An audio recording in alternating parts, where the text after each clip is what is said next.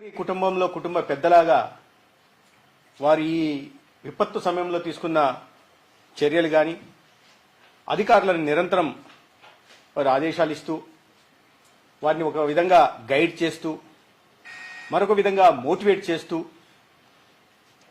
తను మాట్లాడడం కాకుండా జిల్లాల నుంచి కూడా ఫీడ్బ్యాక్ తీసుకుంటూ ఇవాళ ఇటు పెద్ద విపత్తు నుంచి రాష్ట్రాన్ని కాపాడగలిగారు. ప్రాణ నష్టం జరగకుండా అరికట్టగలిగారు. ఈ సందర్భంగా మనం అనుకున్న విధంగా కాకుండా ఇవాళ అందరూ కూడా ఊపిరి తీర్చుకునే పరిస్థితి. ముఖ్యమంత్రి గారి ప్రయత్నాల మేరకు కేంద్ర ప్రభుత్వం కూడా ప్రధానమంత్రి గారు కూడా వెంటనే స్పందించడం, ప్రధానమంత్రి కార్యాలయంలో కూడా ఒక స్పెషల్ సెంటర్ కమాండ్ సెంటర్ని ఈ మోంతా తుఫానును పర్యవేక్షించడం కోసం ఏర్పాటు చేయడం, నిరంతరం రాష్ట్రంతో